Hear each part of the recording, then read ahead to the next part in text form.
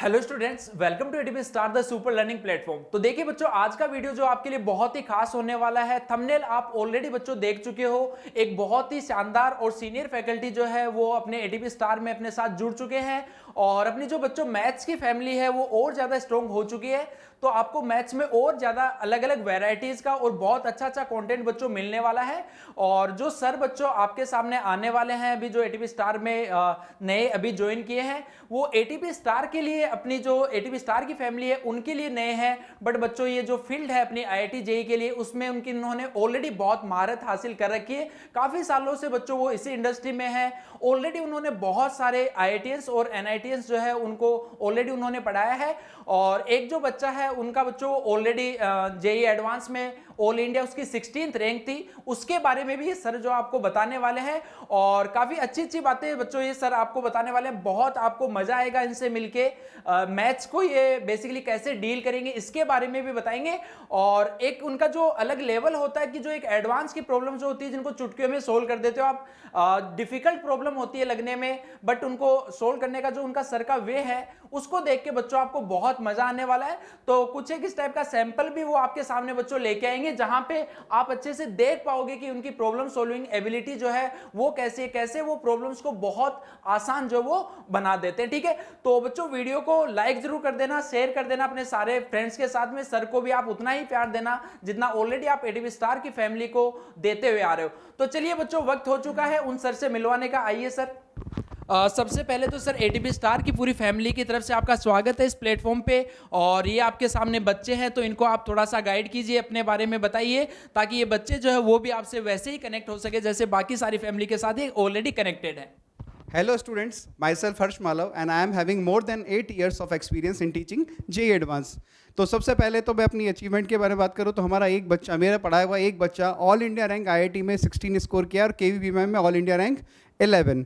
तो हम ये चाहते हैं कि आपको ज़्यादा से ज़्यादा हम मेथड सिखाएं, शॉर्टेस्ट मेथड किसी भी जेईई एडवांस के सवाल को सॉल्व करने के लिए आपको बताया जाए। देखिए आपकी सबसे बड़ी प्रॉब्लम क्या है? सबसे बड़ी प्रॉब्लम ही आपकी प्रॉब्लम है कि जितने प्रॉब्लम्स को आप सॉल्व करेंगे उतनी आपकी प्रॉब्लम्स को करने की एबिलिटी बढ़ेगी। तो उस एबिलिटी को बढ़ाने के लिए आपको उस प्रॉब्लम के लिए शॉर्टेस्ट से शॉर्टेस्ट मेथड की ज़रूरत होगी। तो आज का जो हमारा वीडियो है वो कोऑर्डिनेट ज्योमेट्री के ऊपर है, जिसपे हम बहुत ही अच्छे सवाल आपको करवाने वाले हैं जो जेईई एडवांस में पूछे गए।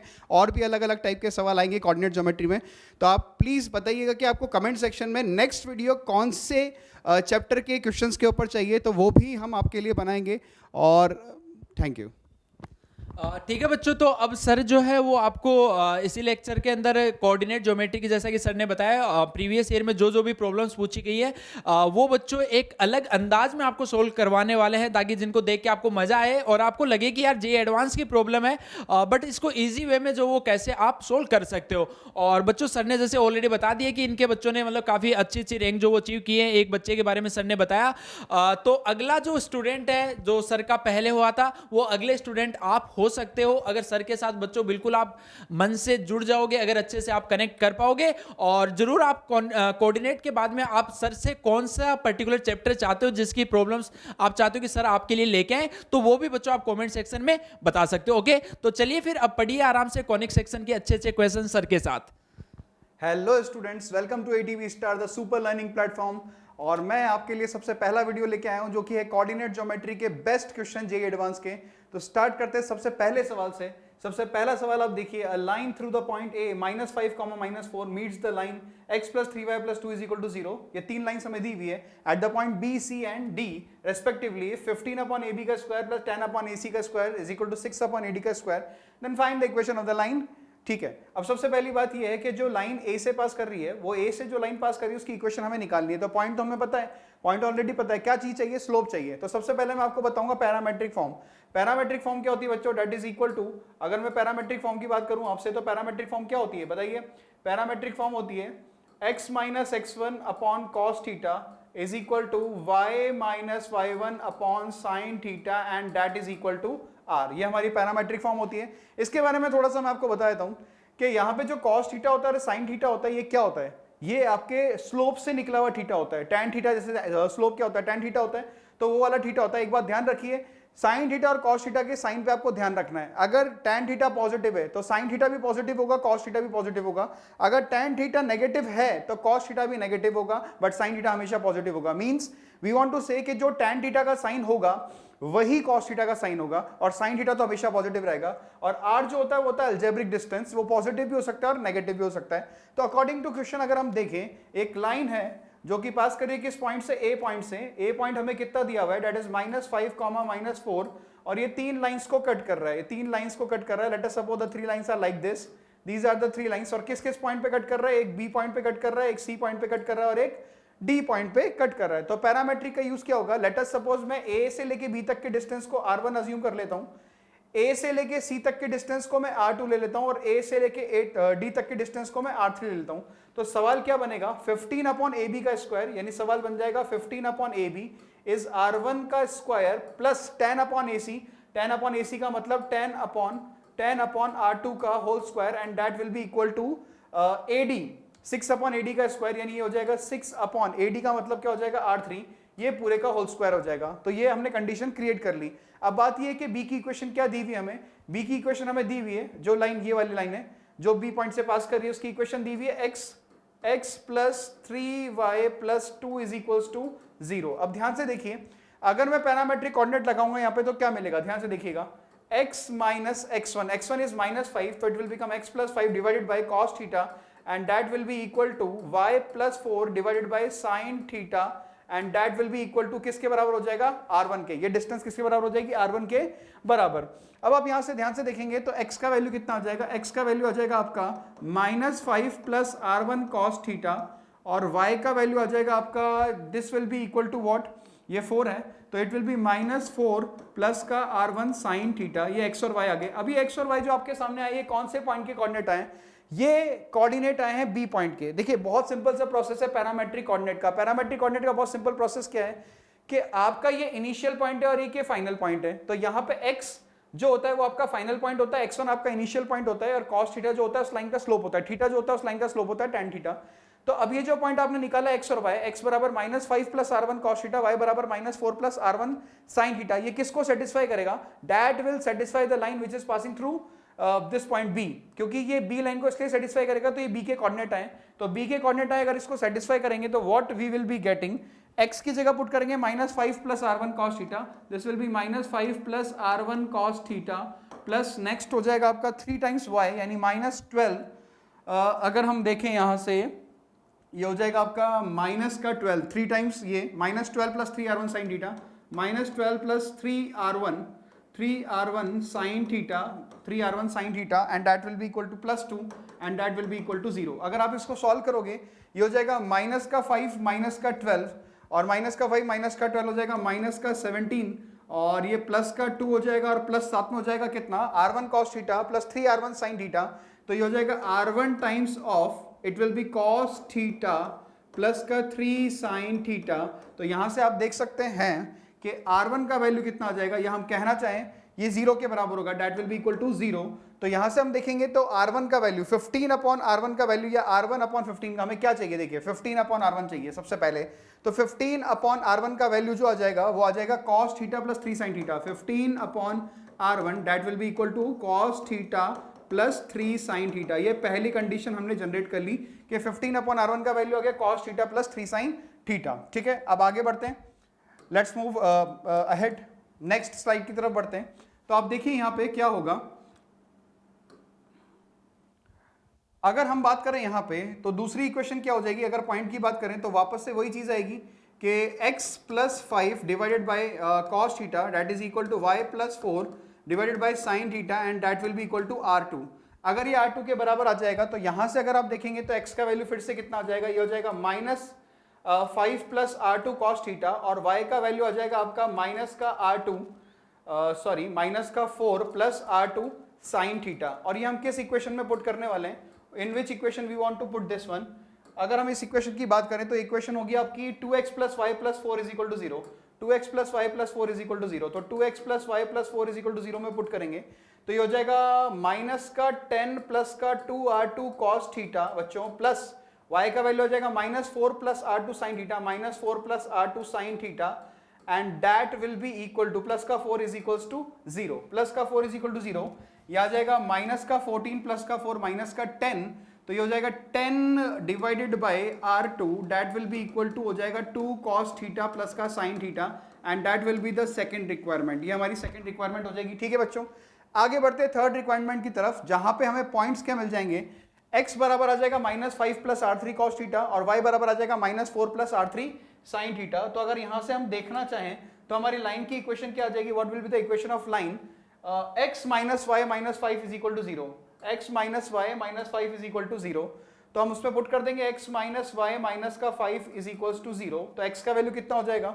-5 प्लस का R3 cos थीटा और y का वैल्यू हो जाएगा प्लस का 4 R3 माइनस का R3, ये हो जाएगा, अगर आप पुट करेंगे x की जगह -5 प्लस R3 cos थीटा और माइनस y तो +4 हो जाएगा और माइनस R3 आ जाएगा +4 और माइनस का R3 it will be sin theta and that will be equal to, हम देख लेते हैं और इक्वेशन में क्या दिया हुआ था हमें, what was in the equation, minus का 5, इट विल बी माइनस का 5 इज इक्वल्स टू 0, तो ये -5 कितना हो जाएगा 10 और ये प्लस का 4 माइनस का 6 और R3 कॉमन निकाल लेंगे तो अंदर बचेगा cos थीटा माइनस का sin theta and that will be equal to बच्चों 6, तो यहां से R3 6 अपॉन R3 का वैल्यू जो आपके पास आ जाएगा वो आ जाएगा cos थीटा माइनस का sin थीटा। तो आप देख सकते हैं इन तीनों का हमें रिक्वायरमेंट था, किसका, 10 अपॉन R2 का रिक्वायरमेंट था, 6 अपॉन R3 का रिक्वायरमेंट था और तीसरा था 15 अपॉन R1 का। ये सारा का सारा वैल्यूज हम कहां पे पुट करने वाले हैं, we are going to put in this equation, और इस इक्वेशन में पुट करके अगर हम सॉल्व करेंगे इसको तो हमें क्या मिल जाएगा, सॉल्व करने पे हमें मिल जाएगा tan थीटा का value that will be equal to minus का 2/3। अब tan थीटा का वैल्यू अगर माइनस का 2/3 आ गया, इसका मतलब लाइन का स्लोप आ गया, और लाइन का स्लोप आ गया तो लाइन की इक्वेशन आ जाएगी कैसे, क्योंकि लाइन पास कर रही है -5, -4 से, तो लाइन की इक्वेशन हो जाएगी y + 4 is equals to slope that is minus का 2/3 इंटू x माइनस x1, तो ये हो जाएगा x + 5, तो इट विल बिकम व्हाट, ये हो जाएगा 3y प्लस का 12 and that is equal to minus का 2x और माइनस का 10, ये हो जाएगा 2x प्लस का 3y प्लस का 22 that will be equal to 0 and that is the answer of first question. तो आप देख सकते हैं कि आंसर क्या हो जाएगा हमारे पास, what will be the answer, 2x plus 3y plus 22 is equals to 0। तो बच्चों ध्यान रखिए पैरामेट्रिक कोऑर्डिनेट पैरामेट्रिक फॉर्म जो है बहुत इंपॉर्टेंट फॉर्म है। कब हमें ध्यान रखना है कि पैरामेट्रिक फॉर्म का यूज करना है, जब डिस्टेंस इन्वॉल्व हो जाएगी क्वेश्चन के अंदर, डिस्टेंस इन्वॉल्व हो जाएगी तब हम पैरामेट्रिक पे कंसंट्रेट करेंगे, या हमें स्लोप निकालना हो। ठीक है, चलिए आगे बढ़ते हैं नेक्स्ट क्वेश्चन की तरफ। What is the next question, the circle C1 x² + y² is equal to 3 with center at O intersect the parabola x² is equal to 2y at the point P in the first quadrant. Let the tangent to the circle C1 at P touches the two circles C2 and C3 at R2 and R3 respectively. Suppose C2 and C3, ठीक है, सबसे पहले तो हम circle बनाते हैं। ठीक है, लेट्स ड्रॉ द सर्कल। अगर हम सर्कल ड्रॉ करेंगे तो सर्कल क्या दिया हुआ है हमें एक बार देख लेते हैं। Circle x² + y² is equal to 3, this is x² + y² is equal to 3, ये हमारा सर्कल हो गया। पैराबोला है आपका x² is equal to 2y, अब parabola x² is equal to 2y है तो इस तरह से बनेगा, that will B symmetric about y axis. ये दोनों आपस में कहां पे मीट करते हैं, let the point P in the first quadrant, ये आपका P पॉइंट है, this will B point P। फिर क्या बोला है आगे जाके, पहले तो अपन P पॉइंट निकाल लेते हैं। P पॉइंट कैसे निकलेगा, सर्कल है x² + y² that is equal to 3 और पैराबोला जो है वो हमारा x² is equal to 2y, दोनों को आपस में सॉल्व कर लेते हैं तो ये हो जाएगा 2y प्लस का y² इज इक्वल टू 3, तो ये हो जाएगा y² प्लस का 2y माइनस का 3 इज इक्वल टू 0। तो यहां से आप देख सकते हैं फर्स्ट क्वाड्रेंट में y का वैल्यू केवल एक ही आएगा, क्योंकि P पॉइंट बोला गया फर्स्ट क्वाड्रेंट में, तो y का वैल्यू केवल एक आएगा, और भी वैल्यू आएगा y का, पर फर्स्ट क्वाड्रेंट की बात कर रहे हैं तो y का वैल्यू तो 1 हो जाएगा। और x का वैल्यू कैसे निकलेगा, x² is equal to 2y, तो y का वैल्यू 1 है तो x का वैल्यू प्लस माइनस √2 आ जाएगा, तो ये पॉइंट हो जाएगा √2, 1, दिस इज योर पॉइंट। फिर क्या बोला गया, let the tangent to the circle C1 है ना at P touches the, P पे एक टेंजेंट खींची, touches the two circles C2 and C3 and R2 and R3। Suppose C2 and C3 have equal radius, दो circles है जिनके centre कहां पर है, C2 और C3 पे, तो P से टेंजेंट खींचते हैं हम लोग और डायग्राम थोड़ा बनाने की कोशिश करते हैं। अगर हम बात करें तो ये एक सर्कल इस तरह से आएगा, तो टेंजेंट की बात करें तो टेंजेंट कुछ इस तरह से आ रही होगी, like this is a tangent and it is touching to circles. Suppose करो वो सर्कल इस तरह से बना दिया, ये सर्कल है इस तरह से टच कर रही है दो सर्कल पे, और कहां पे टच कर रही है, R2 और R3 पे, तो ये तो एक R2 पे टच कर रही है और एक R3 पे टच कर रही है। इस तरीके से हमारा डायग्राम बनेगा, एक R2 पे टच कर रही है और एक R3 पे टच कर रही है। ठीक है, अब इनके सेंटर्स जो है वो क्या दिए हुए हमें, C1 at P touches the other two circles C2 and C3 at R2 and R3. Suppose C2 and C3 have equal radii 2 √3 and centres Q2 and Q3 respectively, ठीक है। तो इस सर्कल का सेंटर जो हो जाएगा वो Q2 हो जाएगा और इस सर्कल का सेंटर जो हो जाएगा वो Q3 के बराबर हो जाएगा if Q2 and Q3 lie on the y axis. ये बोला हुआ है Q2 और Q3 जो है वो आपके y एक्सिस पे लाई कर रहे हैं। तो ये हमारा पूरा सवाल है। मैं आपस से आपको सवाल समझा देता हूँ। एक circle x square plus y square equal to 3, इसका सेंटर 0,0 हो जाएगा, रेडियस इसकी √3 के बराबर हो जाएगी, P पॉइंट निकाल लिया √2,1 जो कि पैराबोला और सर्कल का पॉइंट ऑफ इंटरसेक्शन है। दो सर्कल्स को ये लाइन टच कर रही है, कौन सी लाइन? जो P पॉइंट पे टेंजेंट खींची गई टच कर रही है, R2 पे और R3 पे। एंड Q2 और Q3 जो है उन सर्कल्स के सेंटर हैं जो कि कहां पर है? y एक्सिस के ऊपर। अब बात ये आती है कि P पॉइंट पे जो हमने टेंजेंट खींची उसकी इक्वेशन लिख लेते हैं।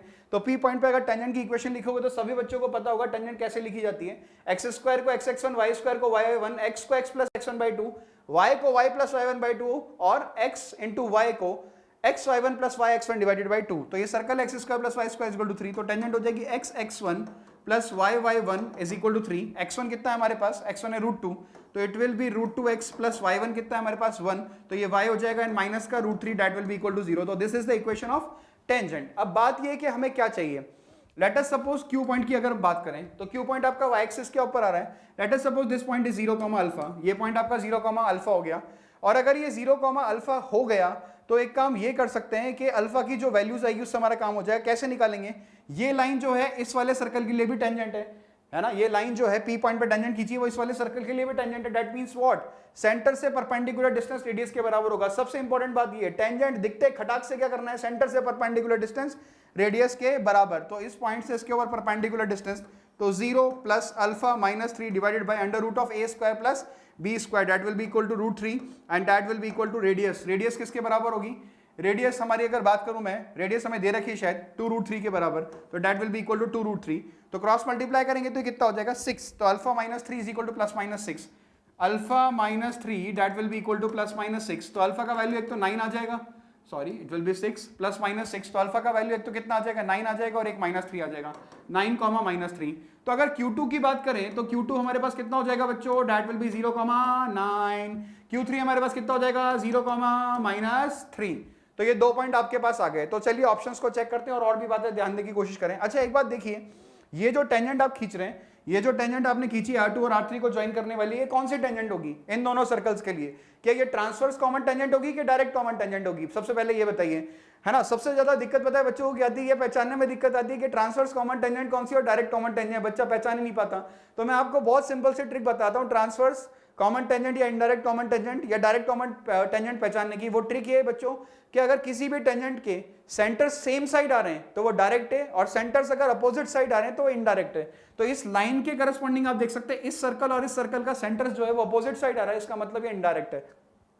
और सेम साइड आती है इसका मतलब डायरेक्ट है। जैसे इन दोनों सर्कल्स के लिए देखो ये टेंजेंट डायरेक्ट है, इन दोनों सर्कल्स के लिए सेंटर सेम साइड आ रहे हैं, ठीक है।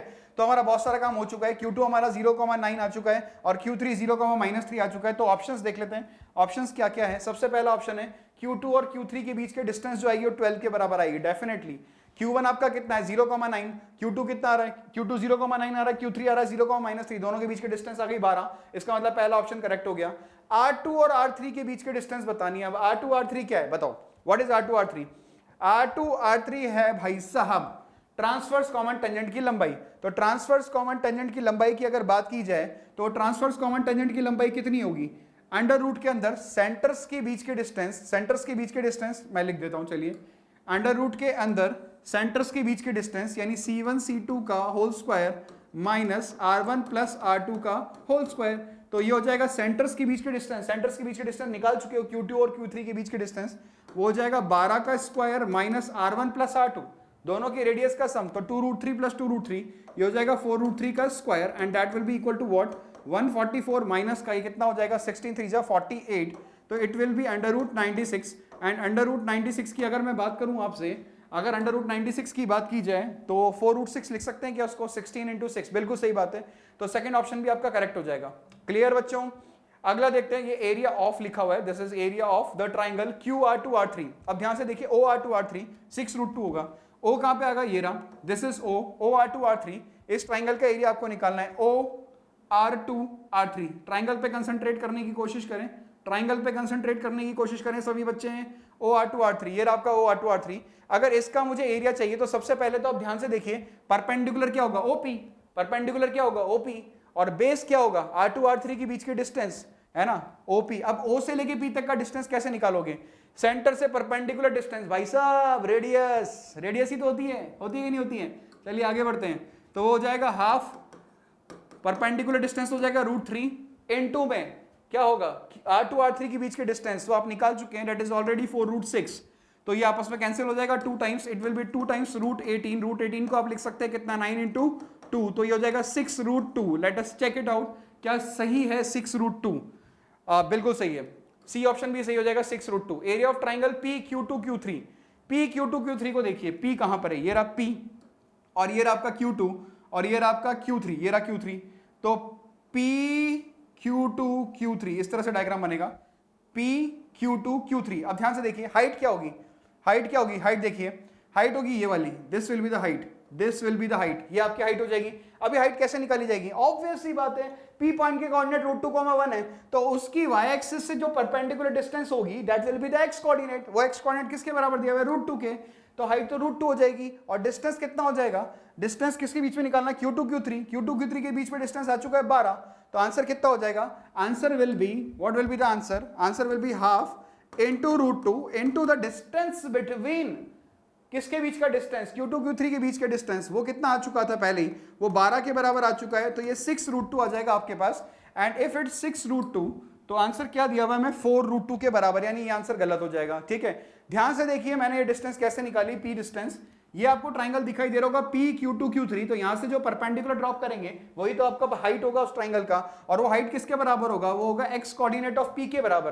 ठीक है, it is clear to everyone, let's check the answer. हमारा आंसर आ रहा है ABC के बराबर, and that is absolutely correct. ठीक है बच्चों, समझ में आया, चलिए बहुत जबरदस्त सवाल था ये। आगे बढ़ते हैं नेक्स्ट क्वेश्चन की तरफ। अगला सवाल है, the parabolas y² = 4b × x - c, y² = 8x have a common normal other than the x-axis, and which of the following is a valid choice for the ordered triad a, b, c। देखिए हम coordinate geometry के सवाल कर रहे हैं, आप comment section में जरूर बताइएगा कि नेक्स्ट वीडियो हम किस पे बनाएं। ठीक है, तो सबसे पहले देखिए, अच्छा एक बात आपको मैं बता दूं, अगर मेरे पास parabola, if I am having parabola y² = 4ax, if I am having the parabola y² = 4ax, तो क्या होगा, अगर y² = 4ax मेरे पास पैराबोला है, तो इसके लिए नॉर्मल की इक्वेशन सभी बच्चों को याद रखनी है, बिल्कुल याद रखनी है। y = mx - 2am - का am³, ये तो किस फॉर्म में हो गई, स्लोप के फॉर्म में। एक और नॉर्मल आती है, याद है कि नहीं है, y + tx = 280 + 80³। बाबा याद रखिए, ये सारी बातें आपको याद रखनी है। पहली बात तो स्लोप फॉर्म में नॉर्मल की इक्वेशन, दूसरी पैरामेट्रिक फॉर्म में y + tx = 280 + 80³। टेंजेंट की इक्वेशन बताओ पैरामेट्रिक फॉर्म में, सोचिए क्या होगी, ty = x + at², और स्लोप फॉर्म में क्या होगी बताइए, स्लोप फॉर्म में y = mx + a/m। चलिए बहुत बढ़िया, तो ये y² = 4x हमारा पैराबोला है, इसके लिए नॉर्मल की इक्वेशन होगी y = mx - 2am - am³। चलिए, तो कॉमन नॉर्मल है दोनों की। देखिए कॉमन टेंजेंट का सवाल तो बहुत कॉमन है, कॉमन टेंजेंट का सवाल तो बहुत कॉमन है, कॉमन नॉर्मल का सवाल कॉमन नहीं होता बच्चों, ये ध्यान रखना। चलिए हम सबसे पहले क्या कर रहे हैं, y² = 4b × x - c के लिए नॉर्मल लिखते हैं। तो आप ध्यान से देखिए चेंजेस क्या क्या हो रहे हैं, यहाँ पे a की जगह b आ रहा है, x की जगह x - c आ रहा है। चेंजेस देखिए, a की जगह b आ रहा है और x की जगह x - c आ रहा है, वो सेम काम हम यहाँ पे करने वाले हैं। तो ध्यान से देखिए, नॉर्मल की इक्वेशन हो जाएगी y = है ना, y = mx, y = m × x की जगह आ जाएगा x - c, x की जगह आ जाएगा x - c, माइनस का it will B 2bm minus का bm³। इसको आप और फर्दर सिंप्लीफाई करेंगे तो y = mx माइनस का cm माइनस का 2bm माइनस का bm³, ये बन जाएगा भाई साहब, ये नॉर्मल की इक्वेशन आ जाएगी। ठीक है, अब बात करते इस वाले पैराबोला के लिए, y² = 8ax के लिए। बस एक प्रॉब्लम है, यहाँ पे 4ax आता था, यहाँ पे 8ax आ गया, इसका मतलब a की जगह कितना आ जाएगा, 2a आ जाएगा, नॉर्मल तो सेम ही रहेगी। y = mx माइनस का 2am की जगह आ जाएगा 4am, और माइनस का am³ की जगह आ जाएगा 2am³। क्लियर है ना एवरीबॉडी, इज इट क्लियर?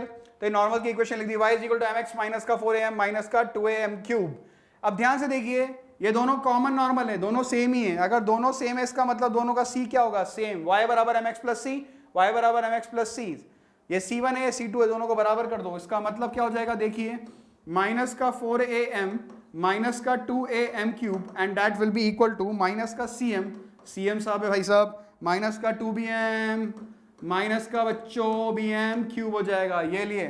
तो यहाँ पे आप देखिए माइनस से माइनस तो क्या हो जाएगा, कैंसिल, और माइनस से माइनस कैंसिल हो जाएगा। और एक और बहुत बढ़िया बात दिखेगी आपको क्या, कि माइनस से माइनस कॉमन कैंसिल होने के साथ m भी कॉमन आ जाएगा, और ये आपके पास बचेगा कितना 4a, m भी कॉमन निकाल लिया हमने यहाँ पे, प्लस ये हो जाएगा 2am square and that will be equal to m common निकालने पे ये c बन जाएगा, ये प्लस का 2b बन जाएगा, और ये बन जाएगा आपका बच्चों bm स्क्वायर। ठीक है, चलिए इस तरह से आपके सामने बन जाएगा।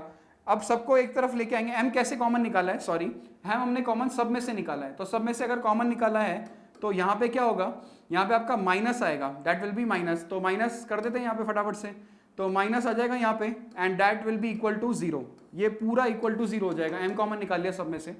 ठीक है, तो एक तो m बराबर 0 आ जाएगा, तो मैंने तो पहले ही बोल दिया, पहले सवाल में लिखा हुआ है normal other than the x axis, x axis भी तो एक नॉर्मल होती है पैराबोला के लिए, other than the x axis का मतलब m बराबर 0, तो आपका रिजेक्ट हो गया, तो केवल कि कौन 0 के बराबर होगा, ये 0 के बराबर होगा, तो यहां से सॉल्व करेंगे तो ये हो जाएगा 4a प्लस का, अगर मैं m स्क्वायर कॉमन निकालूंगा तो m स्क्वायर कॉमन निकालने में मुझे दिखाई देगा 2a प्लस का b, 2a प्लस का b, sorry it will B 2a minus का b, लेट मी रब, मैं इस तरह से लिख देता हूं इसको, सारी चीजों को सेम। ठीक है, वापस से इसको लिख देते हैं, वापस से कैसे लिखेंगे, दोबारा पहले माइनस कर लेते हैं इनको सारी चीजों को, ये हो जाएगा आपका 4a प्लस का 2am स्क्वायर माइनस का c माइनस का 2b minus bm square that will be equal to 0। अगर हम m स्क्वायर कॉमन निकालते हैं तो अंदर हमारे पास बचेगा 2a माइनस b, और बाकी सबको उधर ले जाते हैं तो ये हो जाएगा 2b प्लस का c माइनस का 4a, 2b प्लस का c माइनस का 4a, इस तरह से दिखाई देगा ये। ठीक है, और इसको हम क्या लिख सकते हैं बच्चों, देखिए अगर मैं 2 कॉमन निकालूं तो b माइनस 2 आएगा, अगर आप 2 कॉमन निकालेंगे तो ये आ जाएगा b माइनस का 2a, b माइनस का 2a और प्लस का c आ जाएगा।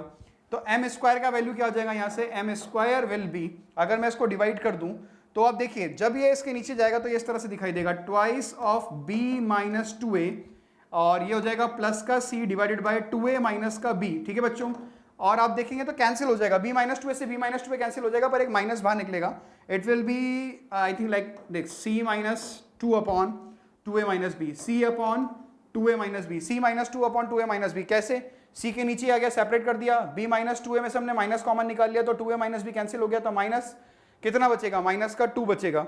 ठीक है, तो अपन ने शायद गलत लिख दिया, उल्टा लिख दिया, अपन उसको सही कर देते हैं, वापस से इरेज कर देते हैं इसको, तो क्या मिलेगा देख लेते हैं एक बार।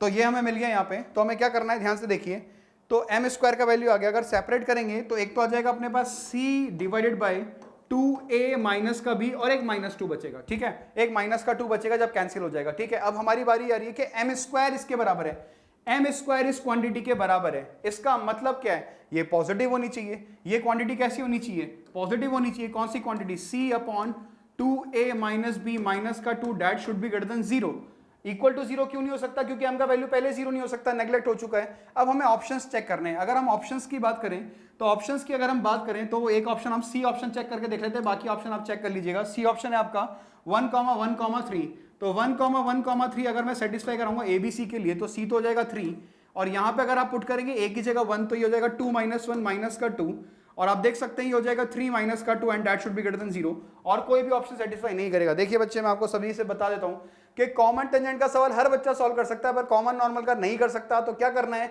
दोनों के लिए नॉर्मल सीखनी है, और कॉमन नॉर्मल है तो दोनों के सी को आपस में क्या करना है, बराबर करना है। होप आपको समझ में आ गया होगा। Let's move towards the next question, अगले सवाल की तरफ बढ़ते हैं।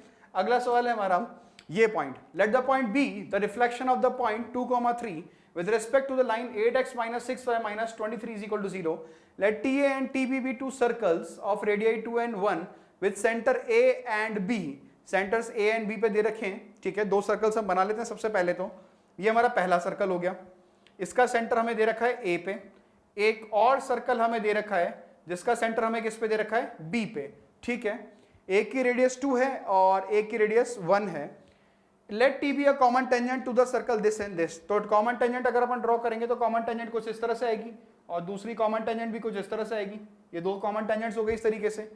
Common tangent such that both the circle are the same side of T. दोनों सर्कल टी के सेम साइड होना चाहिए। तो इस टेंजेंट के लिए भी सेम साइड है और नीचे वाले टेंजेंट के लिए भी सेम साइड है।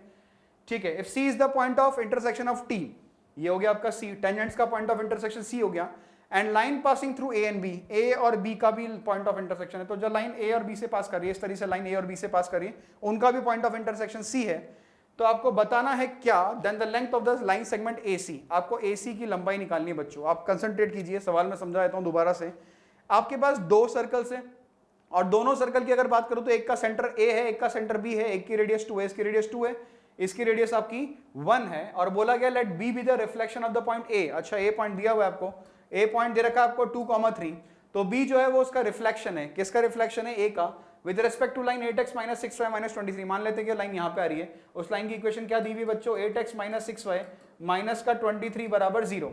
ये हमें लाइन की इक्वेशन दे रखी है, एंड रेडियस 2 और 1 है, ठीक है। Let T be the common tangent, बिल्कुल बिल्कुल बिल्कुल बिल्कुल बिल्कुल, ठीक है। चलिए सॉल्व करते हैं। अच्छा, सबसे पहले आपको मैं एक बात बता दूं, आप यहाँ पे देख सकते हैं कि ये दोनों टेंजेंट्स आपको दिखाई देगी, कौन सी कॉमन टेंजेंट है बताओ, सोचो। अभी मैंने बताया था थोड़ी देर पहले कि कैसे हम आइडेंटिफाई करते हैं कि कौन सी डायरेक्ट कॉमन टेंजेंट है और कौन सी इनडायरेक्ट कॉमन टेंजेंट है। Yes, these are direct common tangents, क्योंकि दोनों के लिए ही सेंटर्स क्या है, सेम साइड है। अगर अपोजिट साइड होते तो क्या होता, अपोजिट साइड होते इसका मतलब ये होता कि वो ट्रांसवर्स कॉमन टेंजेंट होगी। अब ये बात भी आपने पढ़ी होगी कि डायरेक्ट कॉमन टेंजेंट्स का जो पॉइंट ऑफ इंटरसेक्शन है, ध्यान से सुनना मेरी बात को, डायरेक्ट कॉमन टेंजेंट्स का जो पॉइंट ऑफ इंटरसेक्शन है वो सेंटर्स को जोड़ने वाली लाइन को डिवाइड करता है। किस रेशियो में डिवाइड करता है, रेडियस के रेशियो में डिवाइड करता है, वो भी एक्सटर्नली। समझ रहे मेरी बात को, समझ रहे मेरी बात को, रेडियस के रेशियो में डिवाइड करता है, वो भी कैसे डिवाइड करता है, एक्सटर्नली। और इनडायरेक्ट कॉमन टेंजेंट्स में क्या होता है कि जो पॉइंट ऑफ इंटरसेक्शन होता है इनडायरेक्ट कॉमन टेंजेंट्स का, वो भी उनको रेडियस के रेशियो में डिवाइड करता है, पर इंटरनली डिवाइड करता है, ठीक है। आप प्लीज ये बात ध्यान रखिएगा। तो क्या मैं बोल सकता हूं CB अपॉन CA जो होगा वो 1/2 के बराबर होगा, CB अपॉन CA, और रेडियस का रेशियो क्या आएगा, 1:2, तो CB अपॉन CA का वैल्यू 1/2। अभी फटाफट से अपन ये सवाल सॉल्व कर देंगे, इस कंडीशन को याद रखना है बस। इनडायरेक्ट कॉमन टेंजेंट्स का, सॉरी डायरेक्ट कॉमन टेंजेंट का पॉइंट ऑफ इंटरसेक्शन सेंटर्स को जोड़ने वाली लाइन को किस रेशियो में डिवाइड करता है, रेडियस के रेशियो में डिवाइड करता है, वो भी एक्सटर्नली, ठीक है। तो CB अपॉन CA का वैल्यू आपका 1/2 आ जाएगा। अब CB की बात करें तो सबसे पहले एक काम करते हैं, B पॉइंट निकाल लेते हैं। B पॉइंट कैसे निकालेंगे बच्चों बताइए, B पॉइंट ऐसे निकालेंगे, A पॉइंट का रिफ्लेक्शन निकाल लेते हैं इस लाइन में, ठीक है। 2,3 का रिफ्लेक्शन निकाल लेते हैं इस लाइन में, तो निकाल लेते हैं। तो 2,3 का रिफ्लेक्शन निकालना है हमें 8x माइनस का 6y माइनस का 23 that is equal to 0, that is equal to 0, 8x minus 6y minus 23 is equal to 0, ठीक है। तो कैसे निकालेंगे, फॉर्मूला क्या होता है, x, फॉर्मूला क्या होता है, सॉरी फॉर्मूले की बात करें तो फॉर्मूला तो सबसे इंपॉर्टेंट है बच्चों, फॉर्मूला याद होना चाहिए। जिसको फॉर्मूला याद नहीं है सब गड़बड़ है। कोऑर्डिनेट ज्योमेट्री उसी बच्चे की स्ट्रांग होगी, याद रखना, जिसका फॉर्मूला स्ट्रांग है। फॉर्मूला अगर याद है तो कोई आपका सवाल नहीं रोक सकता, याद रखना है बात को। तो x minus x1 upon a is equal to y minus y1 upon b is equal to minus times of, ये पुट कर देंगे पॉइंट इसमें, -2 टाइम्स ऑफ, इमेज निकाल रहे हैं तो ये हो जाएगा 16 माइनस का ये हो जाएगा कितना 18 और माइनस का 23 divided by a square plus b square जो कि 100 के बराबर हो जाएगा। तो 16 minus 18 is -2 -2 minus 23 minus 25 -2 50 50 upon 100 that is equal to 1/2। तो अगर x की वैल्यू आप देखना चाहेंगे तो x का वैल्यू यहाँ से 6 आ जाएगा। कैसे, x minus 2 upon 8 is equal to 1/2, या 4 टाइम्स कैंसिल हो गया तो 6 आ गया। और यहाँ पे अगर आप देखेंगे तो ये वैल्यू हो जाएगी -3 और -3, तो y का वैल्यू 0 आ जाएगा बच्चों। ये x 6,0 आ जाएगा। कौन सा पॉइंट आ जाएगा 6,0 आपका, 6,0 आपका ये वाला पॉइंट आ जाएगा, b वाला point that will be equal to 6,0। अब मुझे ए बी डिस्टेंस चाहिए, तो बताओ ए बी डिस्टेंस कितनी हो जाएगी। क्या मैं बोल सकता हूँ ए बी डिस्टेंस जो होगी वो आपकी 5 के बराबर हो जाएगी। डिस्टेंस फॉर्मूला लगा दीजिए, 6 माइनस 2 का होल स्क्वायर प्लस 0 माइनस 3 का होल स्क्वायर, तो 16 प्लस 9 25 का √5, तो ए बी का वैल्यू 5 आ गया। ठीक है, अब ध्यान से देखिए सी बी को क्या लिख सकता हूं मैं, हम सी बी लाइन की बात कर रहे हैं तो सी बी लाइन को क्या लिख सकते हैं, सी बी लाइन को हम लिख सकते हैं सी ए, सी बी लाइन को क्या लिख सकते हैं, सी बी लाइन को लिख सकते हैं हम सी ए माइनस, सी बी को लिख सकते हैं C A minus C B, C A minus C B, O C A minus A B लिखना पड़ेगा, सही है ना, C B minus A B लिखना पड़ेगा, तो C B minus A B लिख देते हैं फटाफट से।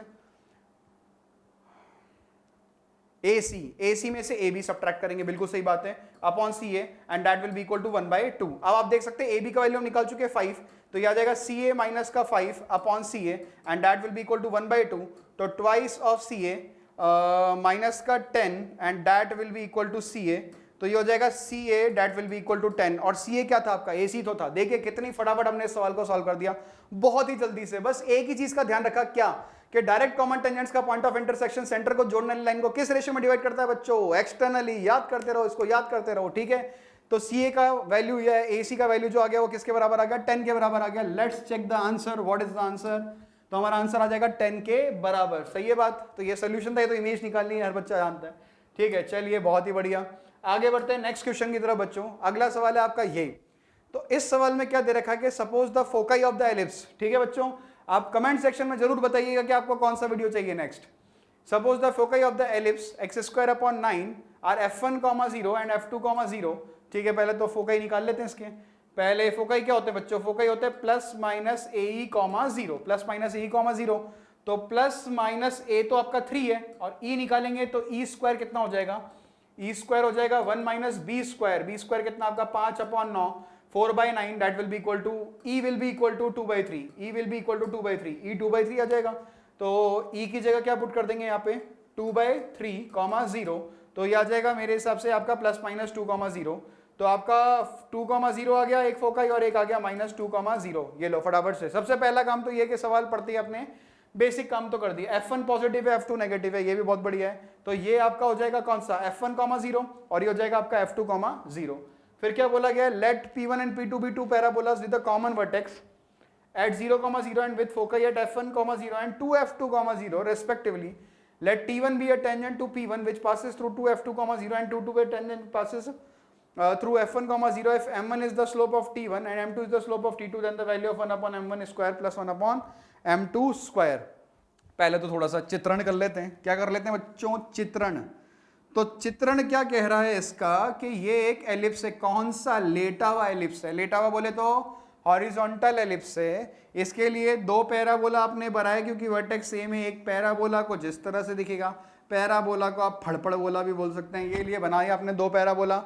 एक का फोकस तो क्या है बच्चों? एक का फोकस तो है, देखिए, let P1 and P2 to the two parabolas with a common vertex 0, 0 बना दिया विद फोकाई एट f1, 0। एक का फोकाई तो f1, 0, f1, 2, 0 आ रहा है। तो भाई साहब इसका फोकाई तो सेम ही है जो एलिप्स का फोकाई है 2, 0 एंड दूसरे का है 2f2, 0। ये थोड़ा सा नालायक था, इसका फोकाई जो आया वो 2f2, 0 आया, यानी -4, 0 कहीं पे यहाँ पे एज्यूम कर लीजिए -4, 0। ये लो 2f2 का मतलब -4, 0 रेस्पेक्टिवली, इज्जत के साथ। Let T1 be a tangent to P1। T1 जो है वो P1 के लिए टेंजेंट है। अच्छा साहब ठीक है। विच पासेस थ्रू 2f2, 0। अच्छा, एक टेंजेंट हमने खींची जो यहां से पास करेगी 2f2, 0 से, ठीक है।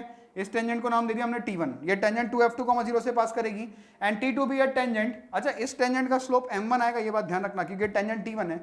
और एक और टेंजेंट अपन ने खींची P2 के लिए विच passes through the point f1, 0। एक टेंजेंट और खींच लेते हैं बेटा फटाफट से पैराबोला के लिए, वो f1, 0 से पास करेगी, है ना, विच पासेस थ्रू द f1, 0। बिल्कुल।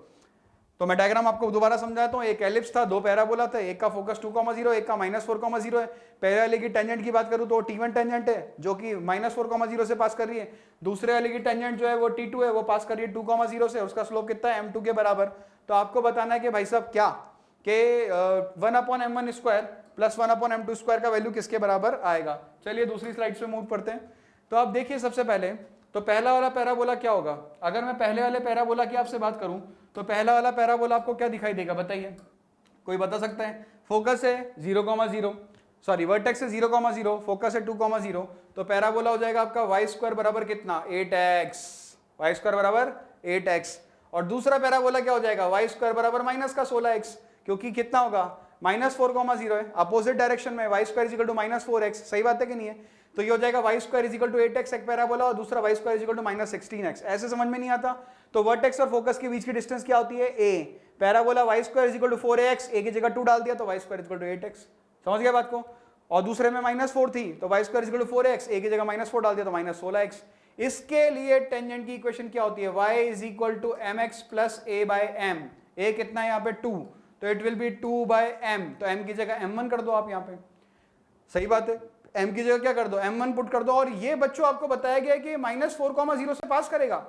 और अगर ये -4, 0 से पास करेगा तो क्या कर दो? पटक दो इसके अंदर y की जगह 0 और m1 की जगह x की जगह -4, तो -4/m1 प्लस का ये कितना हो जाएगा बच्चों 2/m1, ये इस तरह से आपको दिखाई देगा।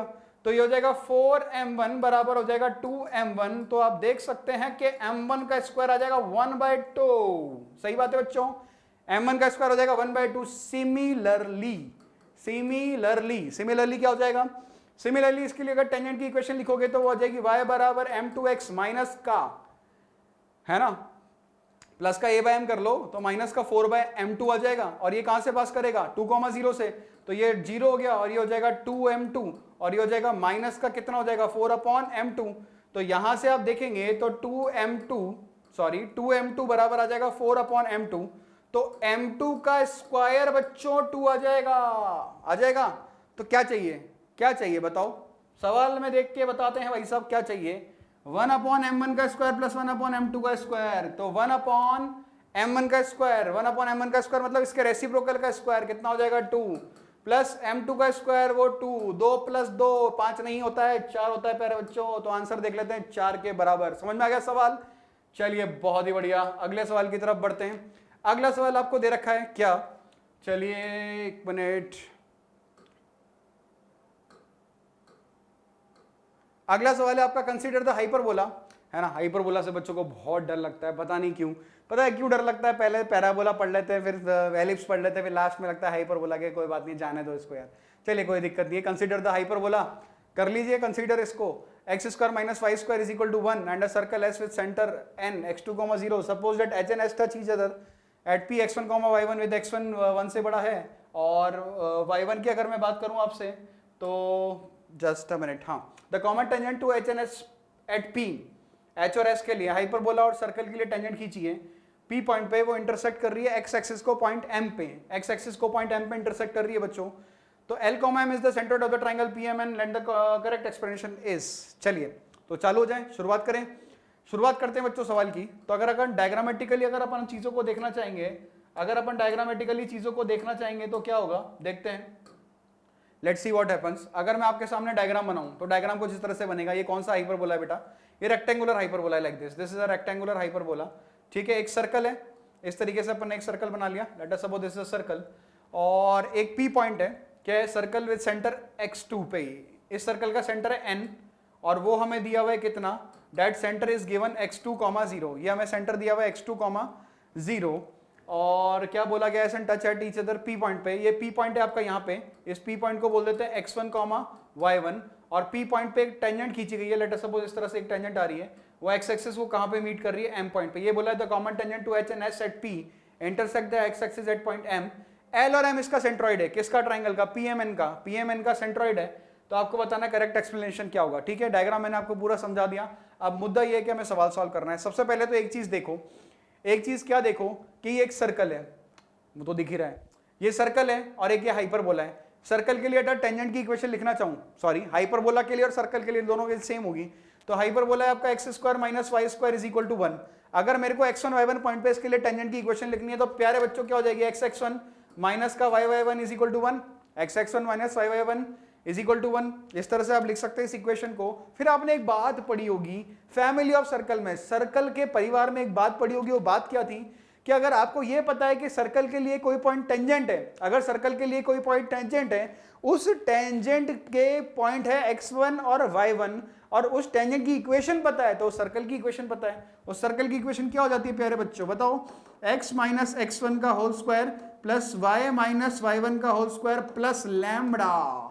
क्या हो जाएगी उस टेंजेंट की इक्वेशन? टेंजेंट की इक्वेशन है आपकी x1 माइनस y1 माइनस 1 = 0। बहुत इंपॉर्टेंट, फैमिली ऑफ सर्कल्स का सबसे इंपॉर्टेंट पार्ट मैं आपको बता रहा हूं, सबसे इंपॉर्टेंट है, सबसे इंपॉर्टेंट। बार बार इसलिए बोल रहा हूं सबसे इंपॉर्टेंट, जबरदस्त है ये। क्या करना है, कैसे याद रखेंगे? कोई भी एक पॉइंट ऑफ कांटेक्ट है, उस पॉइंट ऑफ कांटेक्ट पे अगर टेंजेंट टच कर रही है और वो पॉइंट ऑफ कांटेक्ट आपका x1, y1 है, उस टेंजेंट की इक्वेशन आपको पता है तो कुछ नहीं करना। उस सर्कल की इक्वेशन क्या हो जाएगी, x माइनस x1 का whole square plus y minus y1 का होल स्क्वायर प्लस लैम्डा टाइम्स ऑफ दैट लाइन = 0। अच्छा एक मजे की बात और बताऊं आपको, इस सर्कल का सेंटर पता है हमें x2, 0। इस सर्कल का सेंटर पता है हमें x2, 0 ऑलरेडी दिया हुआ है, देखो n पॉइंट। ठीक है, चलिए आगे बढ़ते हैं। स्लाइड की जरूरत पड़ेगी हमें और ये नेक्स्ट स्लाइड पे हम देखते हैं क्या होता है। सेंटर है बच्चों हमारा x2, 0 और सर्कल है हमारा x माइनस x1 का whole square plus y minus y1 का होल स्क्वायर प्लस लैम्डा टाइम्स ऑफ x(x1) माइनस y(y1) माइनस का 1 इज इक्वल टू 0। अब ध्यान से देखिएगा, सेंटर निकाल के कंपेयर तो कर ही सकते हैं आपस में। तो इसको अगर मैं ओपन करूंगा तो यह हो जाएगा x² प्लस का x1² माइनस का 2 टाइम्स x(x1) प्लस का y² प्लस का y1² माइनस का 2 टाइम्स y(y1) प्लस लैम्डा x(x1) माइनस का लैम्डा y(y1) माइनस का lambda that is equal to 0। तो अगर मैं इसको लिखना चाहूंगा तो यह आ जाएगा x² प्लस y² प्लस का x कॉमन निकाल लेते हैं सेंटर के लिए। तो x कॉमन निकालेंगे तो एक तो माइनस का 2x1 आ जाएगा यहाँ से, और x कॉमन निकालेंगे तो एक आ जाएगा लैम्डा का x1, एक y कॉमन निकालेंगे प्यारे बच्चों, तो y कॉमन निकालेंगे कितना बचेगा, देखिए यहाँ पे एक तो माइनस का 2y1 बनेगा और एक बनेगा कितना y कॉमन, माइनस का लैम्डा y1, बाकी जो भी बचेगा कितना बचेगा देख लेते हैं एक बार, कितना कितना बच रहा है। तो x1² बचेगा, प्लस में मैं लिख देता हूँ, एक तो बचेगा आपका x1² प्लस एक बच रहा होगा y1 का स्क्वायर, एक x1² एक y1 का स्क्वायर और एक मेरे हिसाब से माइनस का lambda that is equal to 0। अब इसका सेंटर कैसे निकालते हैं, सेंटर होता है -g/2 माइनस f/2, तो -g/2 का मतलब कितना हो जाएगा, देखिए अब ये हो जाएगा 2x1 minus lambda x1 divided by 2, और वो किसके बराबर दिया हुआ है, x2 के।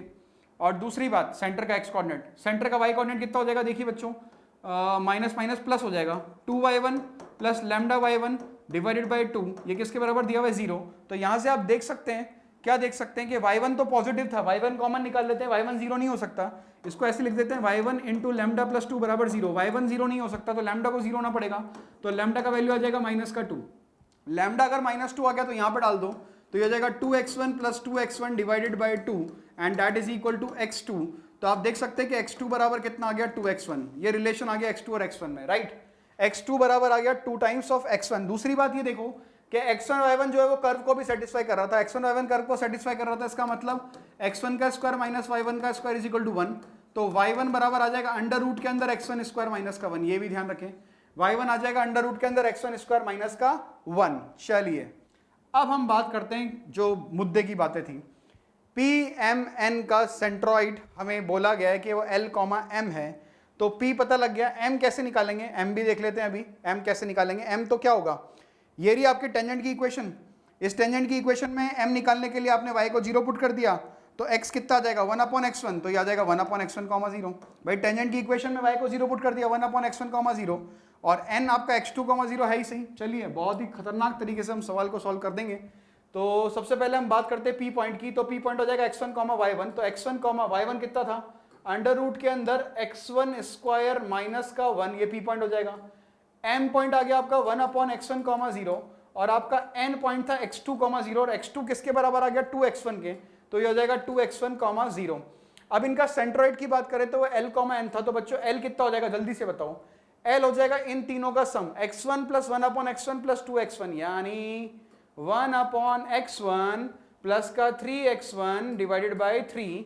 अगर इसको सेपरेट करोगे तो L आ जाएगा आपका x1 प्लस 1/3x1, और dl बाई dx1 निकालोगे, x1 के रेस्पेक्ट में डिफरेंशिएट करोगे तो x1 का 1 हो जाएगा और 1/3x1 का हो जाएगा -1/3x1 का square. Let's check in the slide, क्या dl/dx1 का वैल्यू दिया हुआ है, यस, dl/dx1 का वैल्यू कितना दिया हुआ है, 1 माइनस 1/3x1 का स्क्वायर, यानी ये ऑप्शन करेक्ट हो जाएगा। तो ये वाला ऑप्शन तो रिजेक्ट हो जाएगा, dl/dx1 वाला। और क्या चाहिए, dm/dx1 निकालना है हमें, तो ये भी देख लेते हैं dm/dx1।